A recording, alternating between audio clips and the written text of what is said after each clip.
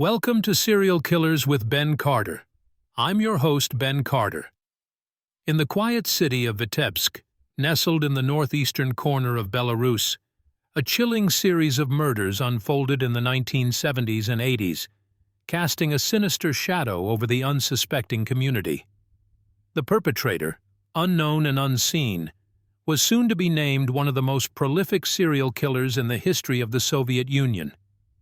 Gennady Mikhasevich, a man of ordinary appearance and demeanor, was leading a double life that would shock the nation when it came to light. A married man, a respected member of his community, and a committed volunteer in the local search parties looking for the very victims he himself had preyed upon. His life, on the surface, seemed unremarkable, but beneath the facade of normalcy, a monster lurked. Mikhasevich's crimes were not random acts of violence committed in the heat of the moment. They were calculated, deliberate, and chilling in their execution. His victims were young women, often hitchhiking or walking alone, whom he lured with the promise of a safe ride. Once inside his car, they were forced into a nightmare, brutally assaulted before being strangled to death. The terror cast by Mikhasevich extended beyond the act of murder. He was known for leaving his victims' bodies in plain sight, staging them in positions that suggested they were merely sleeping. He took photographs of his victims, a cold and twisted trophy of his heinous acts. Yet, as the body count rose, the authorities remained clueless. The investigation was riddled with missteps and false leads, with 3 innocent men wrongly convicted for Mikhasevich's deeds. It was not until a decade later, when advances in forensic science and a relentless investigative journalist's work, that the true identity of the killer would be revealed. But Mikhasevich was no ordinary criminal, and his capture would not come easily. The man who had been hiding in plain sight, leading search parties for his victims, was as cunning as he was ruthless. As the walls started closing in, he would go to great lengths to maintain his freedom and continue his reign of terror. The tale of Gennady Mikhasevich is a chilling reminder of the depths of human depravity and the ability of evil to hide itself behind a facade of normalcy. The investigation into his crimes would challenge the conventional wisdom of criminal psychology, shake the foundations of the Soviet legal system, and forever alter the way we understand the mind of a serial killer. Mikhasevich's reign of terror unfolded in the small industrial town of Vitebsk, located in the northeastern corner of Belarus. Nestled on the banks of the western Dvina River, Vitebsk's charm belied the horrors that were taking place within its borders. It was the late 1970s and early 1980s, a time when the Soviet Union was nearing its final decade of existence. The social climate was one of uncertainty and repression, with state-controlled media providing little information on the crimes that were happening.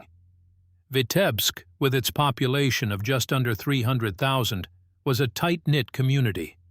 Its people, largely working class, spent their days laboring in the town's factories and foundries. It was the kind of place where everyone knew each other, and secrets were hard to keep. Yet Mikhasevich managed to evade detection for years, committing his heinous acts under the very noses of his neighbors, colleagues, and family. The town was dominated by the imposing silhouette of the Vitebsk Regional Executive Committee building, a stark reminder of the omnipresent Soviet authority. The streets were lined with rows of Khrushchevka apartments, modest and uniform, reflecting the austere communist aesthetic. Life was lived in muted shades of gray, punctuated by the occasional burst of color from a flowering tree or a child's bright laughter. Yet beneath this veneer of normalcy, a predator lurked. Mikhasevich's victims were young women, often factory workers or students, who were just trying to get home after a long day. With public transportation unreliable and hitchhiking a common practice, these women found themselves in the wrong place at the wrong time, their paths tragically intersecting with Mikhasevich's. The murders sent shockwaves through the community, instilling a deep-seated fear, that was compounded by the authorities' inability to apprehend the killer. The mood in the town grew increasingly somber, the collective anxiety palpable. Yet life had to go on. People continued to work, children went to school, and Mikhasevich, the wolf in sheep's clothing, continued to walk among them, his dark secret hidden in plain sight. The first known victim of Mikhasevich was Tamara Petrosian, a 19-year-old factory worker. On the evening of September 3, 1971, she had been returning home from a late shift when she encountered Mikhasevich. The following morning, her body was found, a grim tableau of violence that sent chills through the community. The pattern that would later become hauntingly familiar was already in place. A young woman, traveling alone late at night, a sudden encounter, and a brutal, senseless murder. In the following years, the list of victims grew. There was Lyudmila Kobotova, a 23-year-old nurse who disappeared in 1974, her body found days later in a deserted area, bearing the unmistakable signs of Mikhasevich's handiwork. In 1975, 2 more women fell prey to the killer, 17-year-old student Vera Shishkina and 21-year-old factory worker Irina Petrusenko. Their stories were chillingly similar. Young women, living ordinary lives, their futures cruelly extinguished by a man whose very existence seemed to embody evil. But it was the case of 22-year-old Lyubov Zakharenko in 1976 that marked a turning point. Up until then, the authorities had been dismissive of the growing public fear, blaming the murders on petty criminals or antisocial elements. However, Zakharenko's murder was different. She was the daughter of a high-ranking police official, and her death could not be so easily swept under the carpet. The gruesome details of her murder sent shockwaves of fear and outrage through the community, forcing the authorities to acknowledge the existence of a serial killer operating in Vitebsk. Yet despite the growing fear and the increased police presence, Mikhasevich remained undetected. He continued his reign of terror, preying on young women who crossed his path. Each victim, a tragic reminder of the predator among them. Maria Sidorova, a 20-year-old student in 1977, followed by 22-year-old nurse Nadezhda Kalinovskaya in 1978, and then 18-year-old Elena Reut in 1979. The year 1980 saw 4 more victims. 19-year-old student Tatyana Stalmakova, 21-year-old factory worker Tatyana Petrenko, 23-year-old nurse Nadezhda Kolodkova, and 20-year-old student Irina Laskova. Each murder echoed the others, a grim pattern of violence that held Vitebsk in its icy grip of fear. As the number of victims continued to rise, the town lived in the shadow of this unknown monster, a silent specter that hung over the community, instilling fear and suspicion. Yet, even in the face of such horror, life had to go on. The factories continued to hum, children played in the streets, and Gennady Mikhasevich, the man behind the mask of normalcy, continued his deadly game. As the killings escalated, law enforcement found themselves grappling with a case that was rapidly spiraling out of control. The murders were growing in frequency and brutality, and the authorities were no closer to finding the killer than they were when the first body was discovered. The pressure was mounting, and the public's trust in their ability to handle the situation was waning. In response, the local police department embarked on an extensive manhunt, launching one of the biggest investigations in the history of the Soviet Union. They enlisted the help of the Soviet Ministry of Internal Affairs and the KGB. Investigators began by compiling a database of all men in Vitebsk and the surrounding areas, an ambitious task that involved questioning over 100,000 individuals. Despite the scale of the investigation, progress was slow. The killer was careful, leaving no witnesses and very little physical evidence at the crime scenes. The bodies were usually found in remote locations, weeks or sometimes even months after the murders, making it difficult for the forensic team to collect valuable evidence. Meanwhile, Mikhasevich was growing bolder. His attacks were becoming more audacious, and he seemed to revel in the chaos he was creating. He began leaving the bodies of his victims in more public locations, no longer concerned about hiding his gruesome deeds. These brazen acts of violence served only to heighten the public's fear, and the town of Vitebsk was soon in the grip of a full-blown panic. In an attempt to generate leads, the authorities decided to release a psychological profile of the killer to the public. They described him as a man between the ages of 25 and 50, likely with a history of violence, possibly a loner with a deep-seated hatred of women. This profile, however, only served to fuel the growing paranoia, as it could have applied to thousands of men in the region. But behind the scenes, investigators were starting to make headway. They had begun to notice patterns in the killer's modus operandi, patterns that could potentially lead them to the monster that had been terrorizing their community. The victims were all strangled, and the bodies bore the signs of post-mortem mutilation, a chilling signature that pointed to a single perpetrator. The hunt for Gennady Mikhasevich was far from over. But with every passing day, the net was closing in. As the authorities refined their techniques and honed their focus, the man who had so successfully evaded them was about to find himself in the crosshairs. Early in the investigation, a handful of suspects came to the fore. These were men who, on the surface at least, matched the broad strokes of the psychological profile that had been developed. But as investigators delved deeper, each was subsequently ruled out, either through alibis or lack of evidence. The elusive killer remained at large, the specter of his crimes casting long shadows over the city of Vitebsk. One individual who frequently crossed paths with the investigative team was Gennady Mikhasevich himself. By day, he was a seemingly ordinary truck driver, a member of the local volunteer police force, even assisting in the investigation. But his double life remained hidden, his heinous acts carried out under the cloak of darkness. Psychologists who later analyzed Mikhasevich's behavior saw a classic example of a psychopathic serial killer. He was narcissistic, with a grandiose sense of self-worth, and demonstrated a complete lack of remorse for his crimes. His involvement in the volunteer police force and the investigation was likely a means of exerting control and basking in the thrill of his concealed identity. The pattern of Mikhasevich's killings also started to form a more distinct profile. He targeted young women, often those alone at bus stops.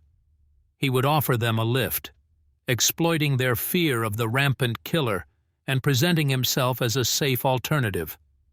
Once they were in his vehicle, he would drive them to a secluded spot where he would commit his brutal acts. The fact that Mikhasevich was able to commit these crimes so frequently and over such a prolonged period has been attributed to his ability to blend into society. He was married with 2 children, held down a steady job, and was even viewed as an upstanding citizen due to his volunteer work. This facade of normality allowed Mikhasevich to hide in plain sight, an invisible predator lurking within the community. But it was the very patterns that Mikhasevich had instilled in his criminal behavior, the signature that he left on each crime scene, that would eventually lead to his downfall. As the body count grew, so too did the pool of evidence. And it was within this evidence that the seeds of Mikhasevich's capture were sown. Among the growing body of evidence, one of the most crucial breakthroughs came from the tire tracks left at several crime scenes. They were matched to the make and model of the vehicle driven by Mikhasevich, a ZIL 130 truck. This vehicle, ubiquitous among Soviet Union citizens at the time, was not damning evidence on its own, but it began to place Mikhasevich within the vicinity of the murders. As the investigators delved further into the details, they discovered a receipt for a car repair in Mikhasevich's possession, showing that he had changed his vehicle's tires shortly after a murder. This indicated an awareness of the tracks he left behind, and more importantly, a concerted effort to eliminate them. Witness testimonies also began to form a damning picture. Multiple witnesses recalled seeing a ZIL 130 truck in the area around the time of the murders. Although none could positively identify the driver, their collective testimonies painted a vivid image of a predator circling its prey. However, it was the advent of DNA analysis that proved the most instrumental in linking Mikhasevich to the crimes. Though in its infancy during the 1980s, forensic scientists were able to extract DNA samples from the crime scenes. Even with the limitations of technology at the time, the evidence was compelling enough to warrant a deeper look into Mikhasevich's activities. In a pivotal moment, Mikhasevich's own words ultimately led to his downfall. During an unrelated lie detector test for his work with the volunteer police force, he was asked if he was the killer. Mikhasevich answered no, but the polygraph indicated deception. This, coupled with the mounting evidence, led investigators to focus their attention more closely on Mikhasevich. As the net tightened around him, Mikhasevich was asked to provide samples for DNA analysis. The results were a match for the samples taken from multiple crime scenes. These findings, together with the tire tracks, the car repair receipt, and the witness testimonies, formed an irrefutable chain of evidence. The man who had hidden in plain sight, who had reveled in the thrill of his double life, was finally unmasked. Mikhasevich, the trusted truck driver, the volunteer police officer, the husband and father, was identified as the predator that had instilled fear in the hearts of the citizens of Vitebsk for nearly a decade. Arrested in December 1985, the trial of Gennady Mikhasevich commenced. It was a highly publicized event that gripped the nation. The courtroom was packed to capacity with journalists, victims' families, and curious spectators, all eager to witness the proceedings against one of the most notorious serial killers in the country's history. The trial was a mix of horror and disbelief. The evidence was presented meticulously, each piece drawing a chilling image of the man in the dock. The tire tracks, the car repair receipt, the witness testimonies, and the DNA evidence were laid out systematically, an irrefutable chain of facts that linked Mikhasevich to the heinous crimes. Throughout the trial, Mikhasevich maintained a stoic demeanor.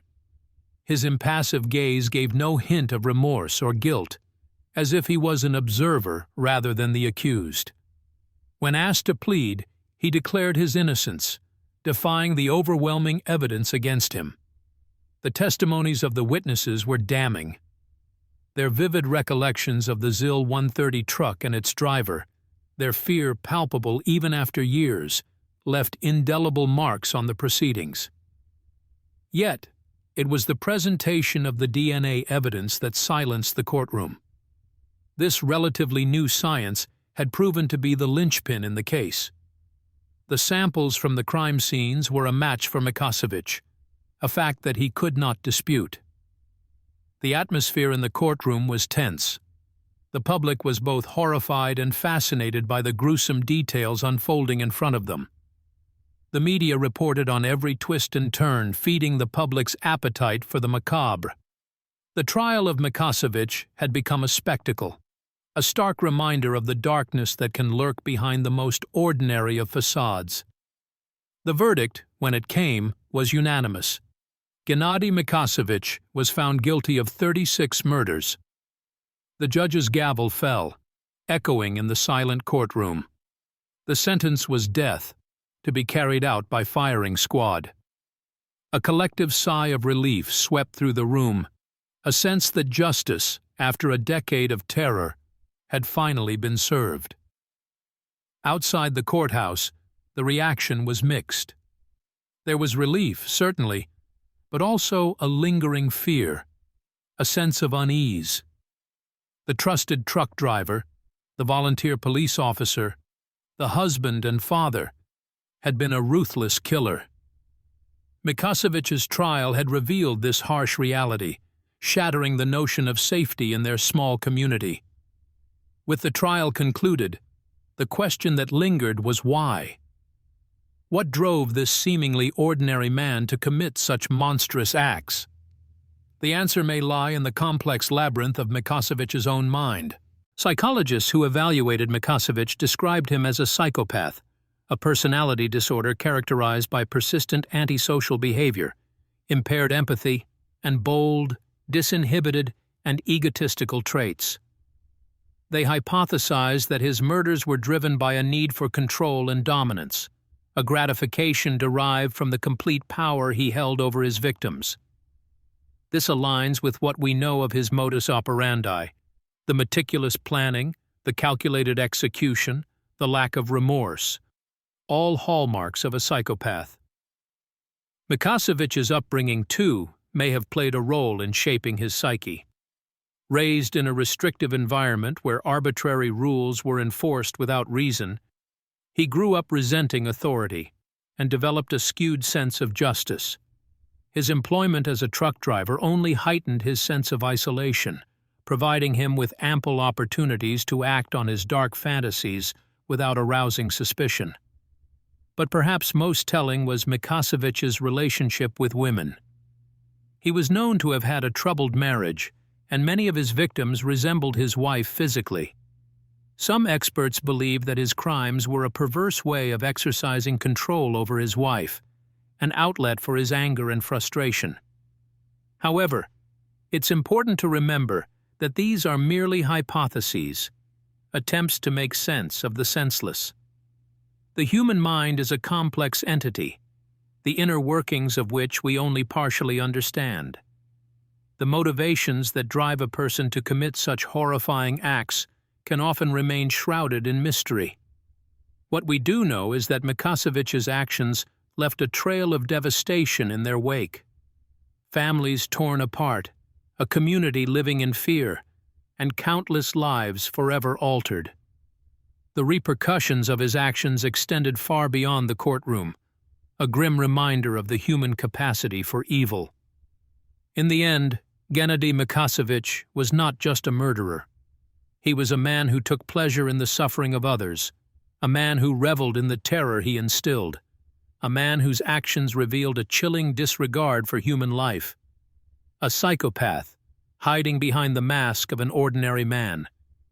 It is a sobering thought, a reminder that monsters do not always lurk in the shadows. Sometimes they walk among us. In the aftermath of Mikhasevich's capture and the closure of his case, a sense of relief washed over the community, but it was tinged with a profound sense of loss. The wounds inflicted were deep and slow to heal. Families mourned the loss of their daughters, sisters, and mothers, and a palpable fear still lingered in the air. The realization that a seemingly ordinary man, a neighbor, could commit such heinous acts was a chilling reminder of the fragility of trust within a community. For the survivors, the end of the trial did not mean the end of their struggle. They were left to grapple with the trauma of their experiences, the memories of their ordeal forever imprinted on their minds. Many found solace in support groups, sharing their pain and their strength with others who had endured similar experiences. Yet despite their resilience, the scars left by Mikhasevich's actions ran deep. The media, too, played an essential role in the aftermath. The case attracted significant attention both locally and globally, throwing a spotlight on the quiet communities of Belarus. The trial was covered extensively, with journalists documenting the shocking details of Mikhasevich's crimes and the devastating impact on his victims and their families. In the years that followed, the case became a touchstone for discussions on criminal psychology, law enforcement methodologies, and the handling of serial murder cases. Mikhasevich's legacy is a grim one. He is a figure of fear and revulsion, a symbol of the darkness that can lie hidden beneath the surface of ordinary life. His story serves as a stark reminder of the depths to which humanity can sink, but also of the strength and resilience of those who survive. It also prompted a reevaluation of law enforcement practices, particularly in relation to serial murder cases. The errors and oversights that allowed Mikhasevich to evade capture for so long led to significant changes in investigative techniques. The lessons learned from this case have since been applied to other investigations, leading to more efficient and effective strategies in the fight against serial killers. While the memory of Mikhasevich's crimes is a painful one, it is also a reminder of the importance of vigilance, empathy, and justice in the face of evil. As the community continues to heal, the legacy of those lost to his crimes lives on in the strength and courage of those left behind, a testament to the human spirit's resilience. And in their memory, a vow is renewed, to ensure that such horrors are never repeated. Yet, as the dust of the Mikhasevich case settled, unsettling questions lingered, casting long shadows over the resolution. How could a man, so seemingly mundane, live a double life for over a decade, deceiving not just his family, but an entire community? What drove him to commit such horrific acts? And perhaps most hauntingly, could there be others like him, lurking undiscovered in the shadows of ordinary life? Mikhasevich presented as a typical man, working as a truck driver, a husband, and a father. This disquieting dichotomy, the apparent ordinariness concealing a monstrous alter ego, is a chilling reminder of the complex nature of human psychology. It forces a re-evaluation of our understanding of evil, shifting it from the realm of the extraordinary into the uncomfortably familiar. Theories abound as to what drove Mikhasevich to his murderous spree. Some suggest that he was simply born different, a psychopath unable to feel empathy or guilt. Others argue that a traumatic childhood may have twisted his psyche, causing him to act out in violent, horrific ways. Yet, these theories remain speculative, the true nature of Mikhasevich's motivations obscured by the enigma of his mind. The implications of the Mikhasevich case are particularly unsettling when one considers the possibility of others like him.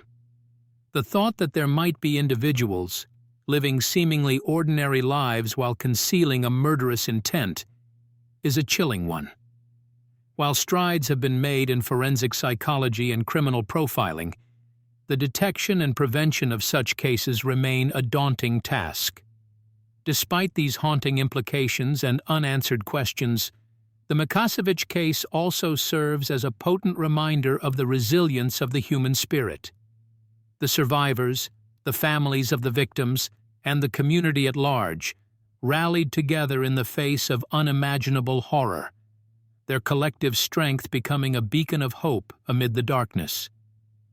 The Mikhasevich case, while deeply tragic, has left an indelible mark on the field of criminal justice and the collective consciousness.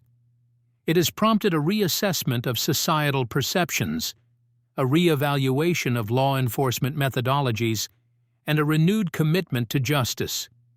As we grapple with the lingering questions and haunting implications, we also bear witness to the enduring strength and resilience of those affected, their stories a testament to the triumph of the human spirit over the most profound darkness. Thanks for listening. This has been Serial Killers with Ben Carter. If you enjoyed today's episode, be sure to follow us wherever you listen to podcasts. And if you'd like to support the show, subscribe to the Forbidden Knowledge Network on Patreon. Subscribe now.